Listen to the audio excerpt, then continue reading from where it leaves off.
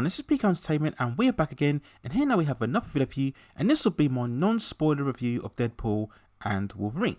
Released on Friday the 26th of July 2024, it has Ryan Reynolds back once more in the lead role as the mercenary Wade Wilson, and we also have Hugh Jackman reprising his long-time stand-in role as Wolverine, alongside Emma Corrin, Morena Baccarin, Rob Delaney, and the film was directed by Sean Levi. We all know the deal by now, this being overall the 34th entry within the ever-present Marvel Cinematic Universe, and also the third film within Deadpool's own franchise. The story itself sees Wade Wilson retired for 6 years from being the masked mercenary known as Deadpool, working in a car dealership and hanging out with his friends, and looking to redefine himself. Everything changes all of a sudden when the Time Variance Authority appears and apprehends Wade. This organisation and their role is to monitor multiple universes. And they tell Wade that his own universe is deteriorating following the death of Logan or Wolverine, as he was the anchor of his own timeline. Wilson has to jump across multiple universes in order to find another version of Wolverine in order to save his own universe. Now, as we all know, there's been so much hype going into this film due to the return of Hugh Jackman's Wolverine, combined also with Ryan Reynolds' own popularity within the Deadpool franchise, and the dual interplay of both actors who are well liked within the industry promised lots of potential. And there's also been much speculation as to whether this film will be the movie to save the MCU after its ongoing struggles post Avengers Endgame, and this actually is acknowledged within the film itself. But is Deadpool and Wolverine really that film? Is it the all-conquering superhero epic, or is it just all surface level and just gimmicky fan service? Well, whether you enjoy this film completely depends on your own position and preference. If you enjoyed the R-rated juvenile violence and humour of the previous two Deadpool films, then you will definitely enjoy this one. If you're a hardcore comic book fan that lives for all of the cameo character appearances, the Easter egg references, all of the one-liners, then you'll definitely enjoy this film also. But if you're somebody who wants much more of a coherent story and weight and substance in terms of your characters, then this probably won't be the film for you. And overall, I'm probably somebody who is in the latter group, and for the most part, Deadpool and Wolverine is a fun film, but it's also very messy and chaotic and very uneven. It's a film that can be entertaining, but a lot of other times can also be frustrating, a bit draining, and ultimately unsatisfying. And I know it's very cliche to say this in terms of leaving your brain at the door and just enjoy what goes on, but truthfully that's the best approach with this film. Make any attempt to follow the narrative will just leave you very dumbfounded and a bit confused as to what exactly is going on. And the story itself is really all over the place, especially once we start hopping across multiverses, which is a problem in itself. And after a while I really didn't care about what exactly was going on. And to be honest here, I feel that the filmmakers themselves also didn't care. Deadpool and Wolverine is by design a pure exercise in fan service and nothing more than that. It was really a no-brainer to get Ryan Reynolds to star alongside Hugh Jackman's Wolverine. They know that putting those two characters together alongside a whole host of cameos and references from previous franchises is a guaranteed money maker. You really just need to make it bright and colourful and have lots of energy, and you really can't fail, and I think they knew that from day one when constructing this project together.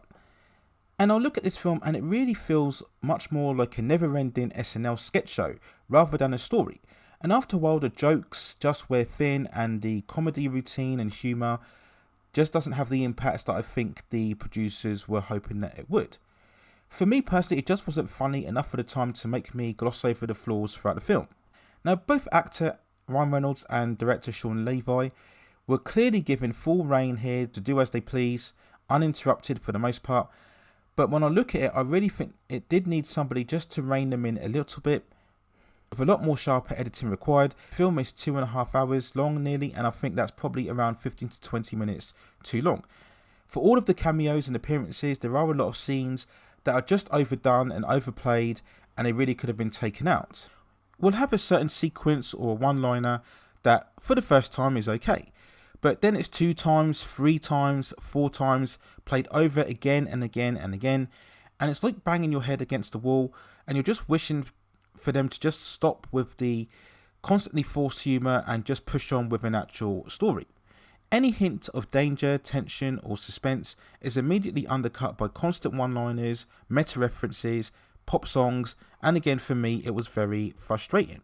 Now, as mentioned before, we get an absolute truckload of cameos, and admittedly if you've managed to avoid spoilers on the internet prior to seeing this film, some of them are actually very surprising and sometimes they do work well.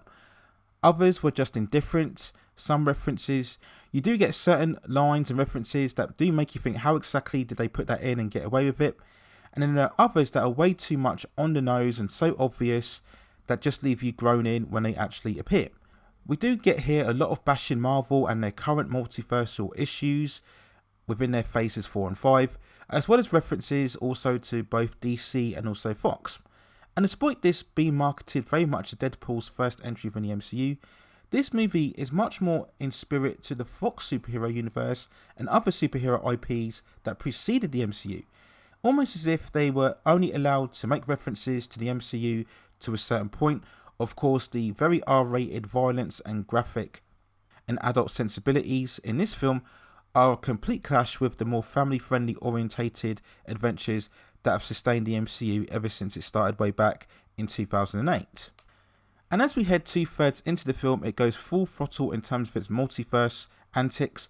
We get these massive group battles and set pieces, and yes, they are very slick and put together very well, but again, because you have no stakes, no danger, no sense of peril or jeopardy, it just carries no weight, no excitement, and therefore no impact. And there'll be many people that disagree with me on this, but in terms of a multiversal story, I feel that Deadpool and Wolverine is far less successful in its execution than what we saw previously with both Spider-Man No Way Home and also Doctor Strange The Multiverse of Madness. And when we look at the duo of Deadpool and Wolverine themselves, they didn't quite have the appealing chemistry that you would have thought, especially with both Ryan Reynolds and Hugh Jackman. Most of the time, the dynamic between them is just Deadpool quipping one-liners and Wolverine grimacing and growling and F-bombing left, right and centre. And the dynamic just wasn't as enjoyable as I would have thought it would have been. Now, for non-spoiler purposes, I won't mention who the villain is, but once more, it's another weak antagonist. And highlights again, minus a few exceptional entries, Marvel still cannot solve their ever-growing lackluster villain problem within their movies. But for all of this, I said again, this is down to your overall taste as to whether you will enjoy this or not. And overall, I wasn't quite as disappointed or angry as this was the movie I fully expected it to be from the moment that it was announced. And just to be clear here without spoiling, there is no real lead-ins here to any future MCU projects. There's no kind of early signs here of what we would come to expect or get excited for in terms of the Fantastic Four or any potential X-Men appearances within the MCU within the future. And I suppose when we look at it this way, we come back to the original question of whether this will be the film that will save the MCU. Well, if the MCU does need saving, whether it be creatively or commercially, it's going to take a much more better movie than this one in order to achieve that goal. Deadpool and Wolverine isn't groundbreaking or genre defining. It's fun, bright, breezy and colourful, but ultimately it's just an exercise in pure fan service, cameo baiting, and sadly it's nothing more than that. So those are our thoughts and feelings and non-spoiler review of Deadpool and Wolverine. Let me know what you think in the comments below, and I will shortly also be uploading my spoiler review of the film, where I will go deep into all of the cameo appearances and references and point out which ones had much more impact than the others that didn't. So look out for that very shortly in the future. And if you have any other movies or television series or any other issues within the pop entertainment and culture scene that you'd like to see me cover, then also let me know in the comments and I will see if I can provide further commentary for you on that subject matter within the future. Please also hit like the subscription and notification buttons so I can provide you with more high quality content like this in the future. But that's it for now. Take care of yourselves and I will see you very, very soon.